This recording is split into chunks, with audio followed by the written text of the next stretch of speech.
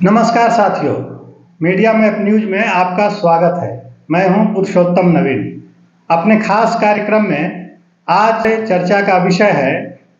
खबरों में भरोसे का संकट।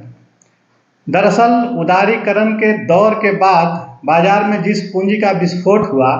उसने मीडिया की दुनिया को भी पूरी तरह से बदल कर रख दिया। आज टेलीविजन और सोशल मीडिया के इस युग में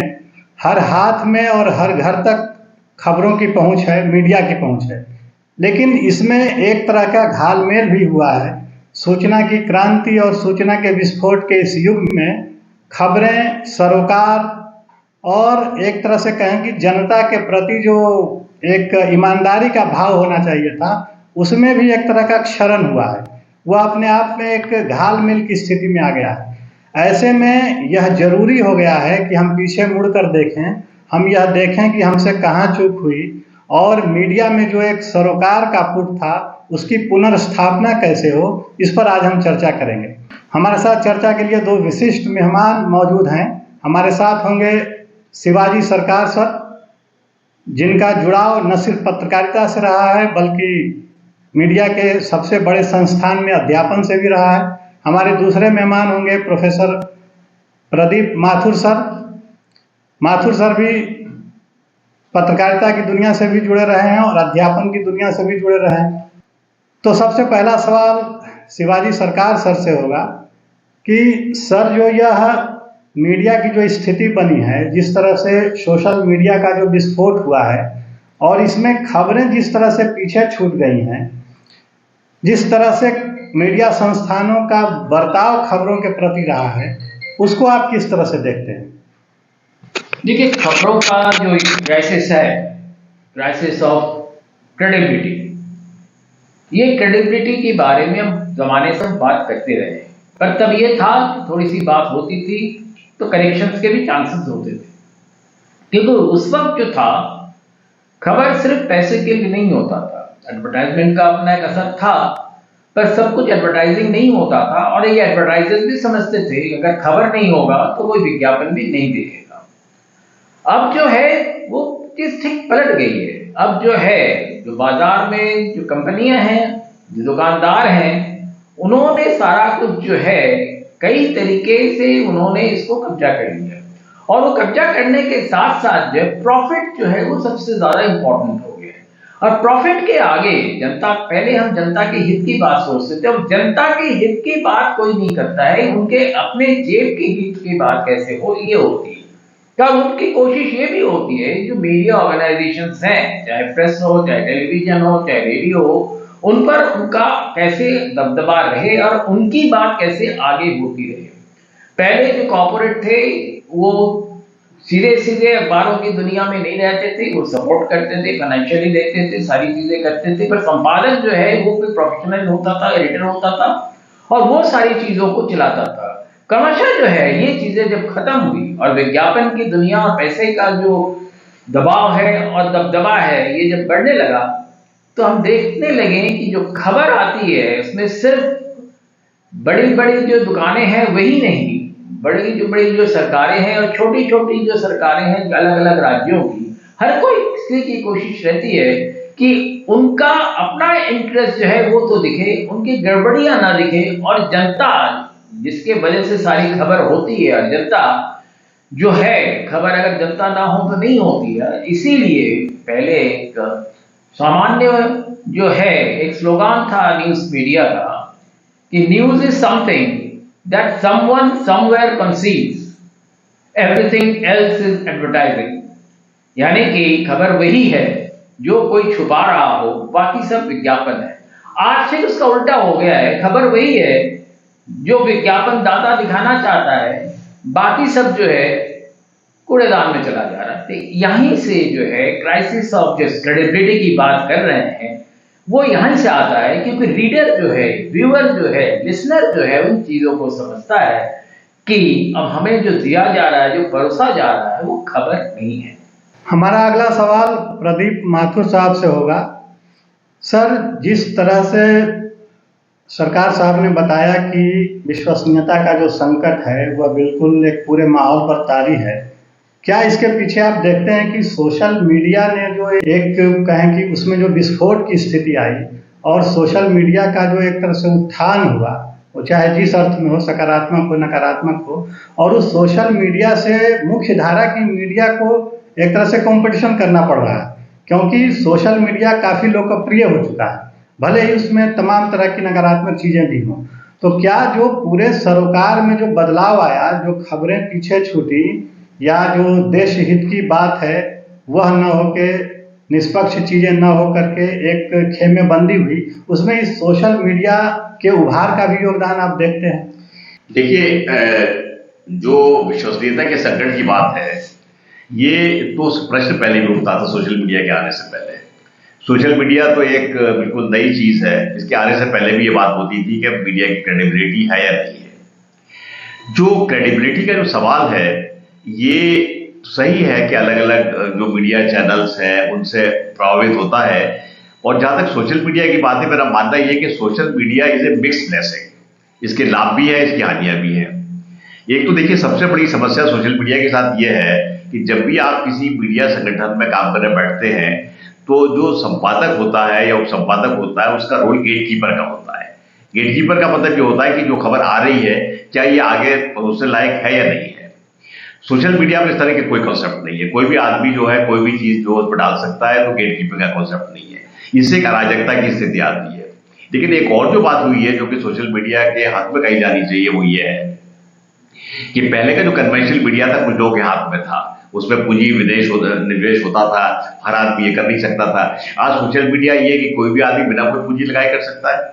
इसलिए मतलब यह है कि मीडिया का जो डेमोक्राइजेशन का प्रोसेस है, वो सोशल मीडिया ने आगे बढ़ाया है। अब इसमें एक रेगुलेटर नहीं है या गेटकीपर नहीं है, बात अलग है। तो मैं समझता हूं कि जैसे सोशल मीडिया को जनरली लोग बुरा कह देते हैं कि बेकार है, ये है, वो है, ऐसी बात नहीं है। हाँ, सोशल मीडिया अगर क्या करना चाहिए, वो सीमाओं में काम करे, कुछ और अच्छा करे, तो मैं समझता हूं कि सोशल मीडिया जो है एक बड़ा अच्छा एक डेमोक्रेटिक वेपन है इस समाज के लिए, जिसमें कि तमाम लोगों को मीडिया पे बोलने का या मीडिया के सामने आने का मौका ही नहीं मिलता है। और इससे जो है क्या करना चाहिए, मैं समझता हूं कि समाचार की व्यापकता बढ़ेगी और इससे विश्वसनीयता संकट कम हो सकता है। लेकिन आवश्यकता ये है कि सोशल मीडिया के उसमें जो भी मापदंड है, ये उनमें कुछ ऐसा किया जाए कि उसमें जो क्या करें, झूठ या इस तरह की चीजें कम हो, और जो उसका जो लोगों का पब्लिक एक्सप्रेशन है उसको ज्यादा सहारा मिले।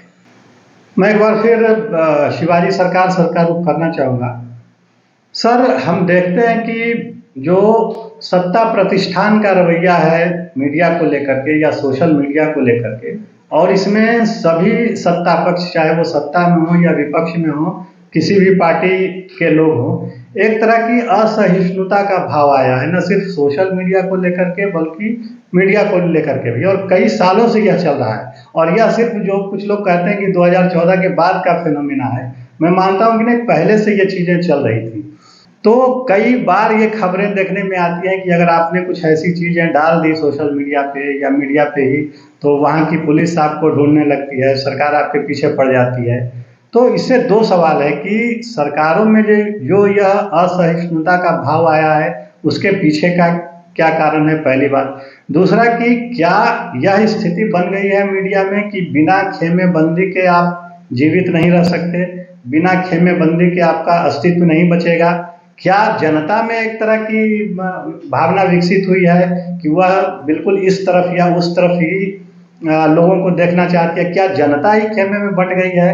कि उसको इस पार या उस पार देखना है, उसको बीच की कोई स्थिति उसको उसकी इच्छा नहीं होती है देखने की? तो यह जो एक असंतुलन आया है, और संतुलन के लिए क्या किया जाए, आगे का रास्ता क्या हो, किस तरह से कोई व्यक्ति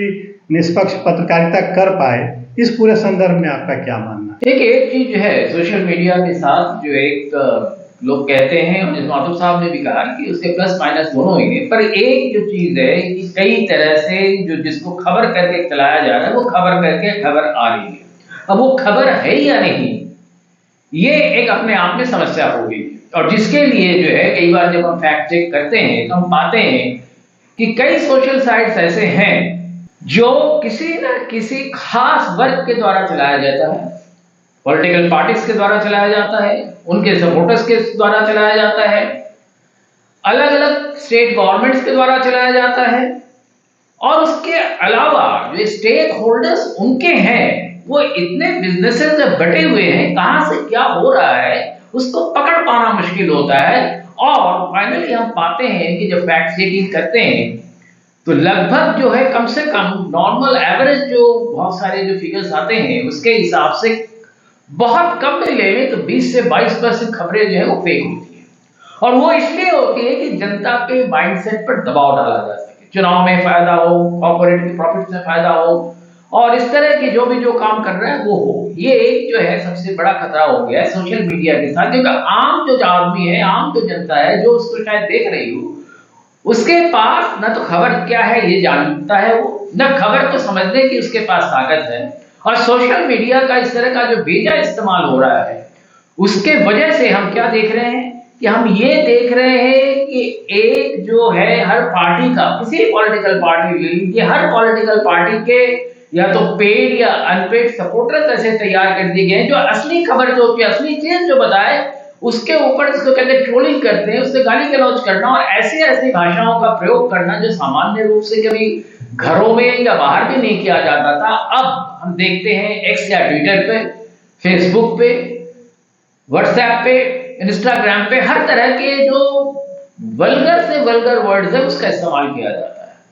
तो ये एक सोशल मीडिया का एक बहुत बड़ा खतरा है कि जो सही खबर जिसके लिए सोशल मीडिया का एक्सप्लोजन होना जरूरी था, जो सही खबर है वो लोगों तक नहीं पहुंच रही, पर गलत बातें गलत तरीके से पहुंचाई जा रही है। अभी जैसे अभी 2 दिन पहले ही एक कंपनी के बारे में किसी विदेशी रिसर्चर ने कुछ कहा, अब उसको जिस तरह से गालियां दी जा रही है वो की जा रही है, और दूसरी ओर उनके जो सपोर्टर्स है वो सरकार से लेके कंपनियों तक हर जगह बटे हुए हैं, वो कोशिश यही कर रहे हैं कि जिसने सारा कुछ गड़बड़ियां की है उसका पोजीशन ऐसे हो रहा है कि भाई वो तो ये बड़ा इनोसेंट है, वो हो सकता है इनएफिशिएंट हो सकता है इनकैपेबल हो, पर वो है बड़ा सीधा साधा। और दूसरा तरफ से जो लोग होते हैं वो जो उनको जो एक्चुअल चीज जो दिखाने की होती है कहीं ना कहीं वो दबती है, क्योंकि हाँ आवाज के दबाने के लिए अगर पैसा किसी के पास है तो दब भी जाता है। मानसूर साहब, मेरा अगला सवाल आपसे होगा। आपका जुड़ाव देश के सबसे बड़े मीडिया संस्थान में अध्यापन से भी रहा, और हम यह नहीं कह सकते कि आज का जो मीडिया है उसमें सिर्फ नकारात्मक चीजें ही हैं, क्योंकि इस मीडिया विस्फोट में एक चीज तो सकारात्मक जरूर हुई है कि बिना पूंजी के कैसे पत्रकारिता हो सकती है, और एक साधारण आदमी भी कैसे पत्रकार बन सकता है। एक नागरिक पत्रकार का जो कॉन्सेप्ट है वह इस स्थिति ने पैदा की है। और आज आपको अपनी बात कहने के लिए या अपनी कविता छपवाने के लिए, अपनी कहानी कहने के लिए किसी संपादक इर्द गिर्द आपको नहीं घूमना है, उसको फोन करने की जरूरत नहीं है। आप अपनी वेबसाइट पे, अपने यूट्यूब चैनल पे ये सारी चीजें कर सकते हैं। तो एक तो सुलभता ये हुई है और चीजें लोग तक पहुंची हैं, लेकिन उसी में अधिकार के साथ कर्तव्य की जो बात होती है वह इसके साथ जुड़ती है कि आजादी तो मिली है, लेकिन उस आजादी का क्या गैर जरूरी इस्तेमाल किया जा रहा है। दूसरा, चूंकि शिक्षण संस्थान की बात हमने की, तो क्या आप समझते हैं कि हमारे पत्रकारिता संस्थानों में इस तरह की शिक्षा दीक्षा दी जा रही है,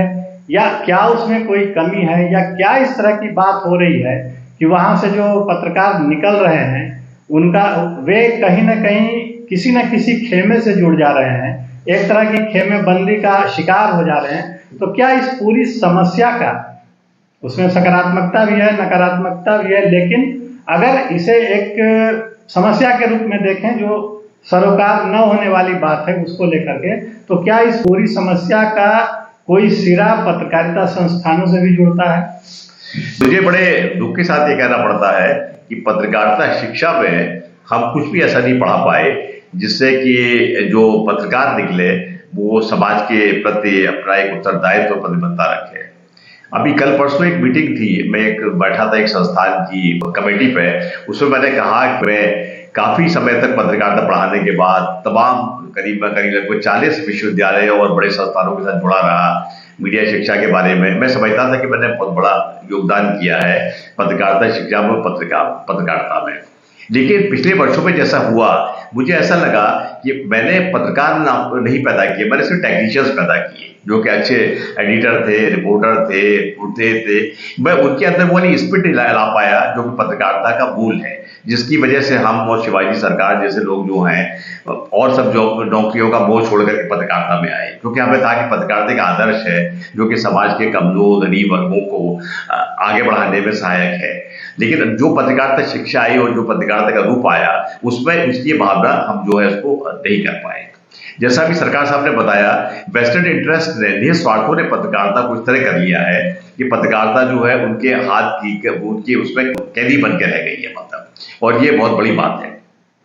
मेरा सुझाव ये है, जो कि मैं आजकल मित्रों को लिख रहा हूं, कि पत्रकारिता शिक्षा को एक दिशा देने के लिए आवश्यक है कि हम पाठ्यक्रम में एक पेपर ऐसा भी पढ़ाएं जिसमें हम कहें कि पत्रकारिता की विषय वस्तु और सामाजिक संचेतना, और अगर हम ऐसा करते हैं और बताते हैं तो पत्रकारिता के जो विद्यार्थी हैं उनको समझ में आएगा कि उनका काम सिर्फ बड़े लोगों की रिपोर्टिंग ही करना नहीं है, उनका काम समाज के गरीब और तबकों पे जाना है, उनके हितों को भी देखना है।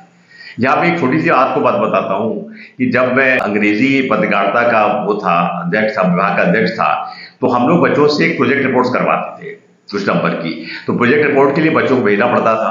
तो मैं सामान्यतः बच्चों से कहता था कि भाई हमारे इंस्टीट्यूट के पास मुनीर का है, वो गाँव उसकी गलियों में जाओ, लोगों से बात करो, और से चले जाओ आसपास के तमाम गांव है, किशनगढ़ गांव है, वहां लोगों से बात करो, पता लगा उनकी क्या समस्याएं है, क्या वो करते हैं, क्या उनको इस बात का कि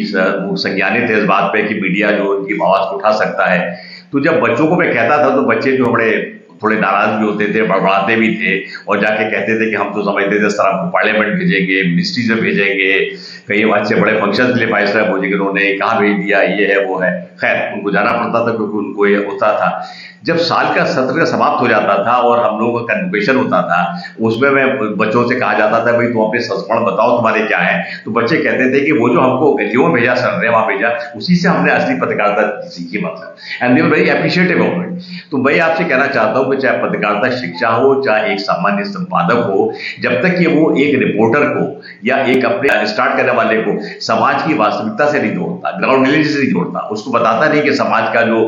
वंचित वर्ग है उनकी क्या समस्या है, तब तक मैं समझता हूँ पत्रकारिता अच्छी नहीं हो सकती। चाहे आप सोशल मीडिया की पत्रकारिता करें, चाहे आप कन्वेंशनल मीडिया की पत्रकारिता करें, तो इसके लिए हमें पत्रकारिता की दिशा को बदलना पड़ेगा और एक नई तरह की चेतना जो है पत्रकारिता में लानी पड़ेगी।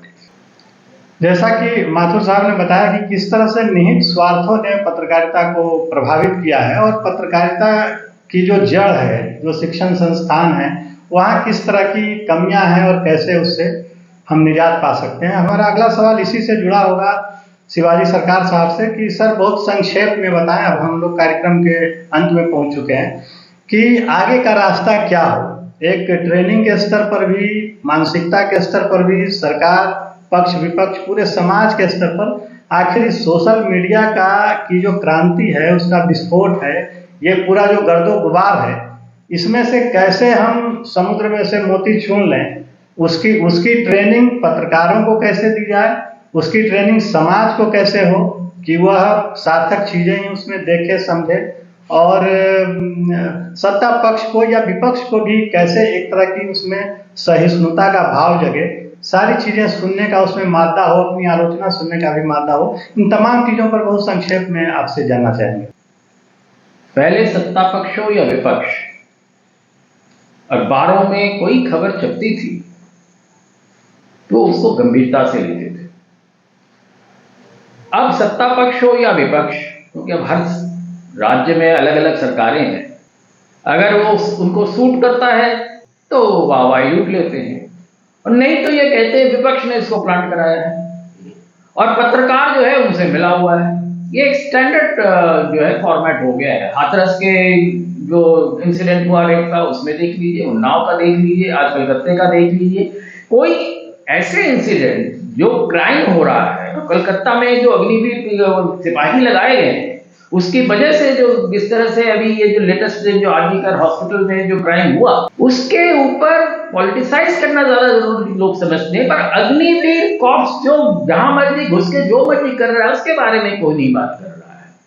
तो ये जो कॉन्सेप्ट जो हम जिस तरह से सारी चीजें कर रहे हैं, इसको सुधारने के लिए हमने आईपीसी में सुधार करना पड़ा। हमने जो आईपीसी में सुधार किया है बीएनएस के नाम से, उसको तो तुरंत खारिज करके कूड़े के दाल में डाल देना चाहिए। नेशनल एजुकेशन पॉलिसी जो हमने बनाया है उसमें सिर्फ ये हमने कोशिश की है कि बच्चा जो है इसी तरह से स्कूलों के दायरे में बना रहे, यूनिवर्सिटीज के दायरे में बना रहे और पैसा देता है, और 3 साल की ग्रेजुएशन जो है 2 साल में जो हो सकती है उसको 2.5 साल में एक्चुअली सिलेबस होता है, 3 साल में देते रहे हैं। तो 4 साल कर दिया, अब 4 साल कर दिया है जिसमें हमें कुछ पढ़ाने के लिए नहीं है। तो इस तरह की जब चीजें होंगी तो बच्चों में फ्रस्ट्रेशन जो होगा और उसको समाज अगर नहीं रोकेगा तो कैसे क्या होगा। तो ये सारी चीजें जो है, और जिस तरह का खास करके जो सत्ता में जो हो रहा है और सत्ता के पीछे जो एक और दूसरी सत्ता आजकल चल रही है, आजकल मैं समझता हूं जो सत्ता में कहीं भी बैठा हुआ है वो किसी और सत्ता का गुलाम जो हो रहा है, उसकी वजह से जो है पूरे समाज में बहुत सारी परेशानियां हो रही है। तो हमें इसको भी सॉल्व करना है और साथ के साथ हमें ये भी सोचना है कि एजुकेशन जो है किसी भी हालत में 14 साल से ज्यादा का ना हो, उसके बाद की जो कुछ भी पढ़ा रहे हैं और यूनिवर्सिटी जो भी कर रहे हैं वो मैं समझता हूं ईमानदारी वहां नहीं है। धन्यवाद। तो आज इतना ही। कार्यक्रम से जुड़ने के लिए हमारे दोनों मीडिया विशेषज्ञों प्रोफेसर शिवाजी सरकार साहब और प्रोफेसर प्रदीप माथुर साहब, आप दोनों का बहुत बहुत धन्यवाद। स्वतंत्रता दिवस की आप सबको बहुत बहुत बधाई, बहुत बहुत शुभकामनाएं। अगर आपको यह बातचीत पसंद आई हो तो हमारे चैनल को सब्सक्राइब करें, वीडियो को लाइक करें, हमसे लगातार जुड़े रहें। नमस्कार।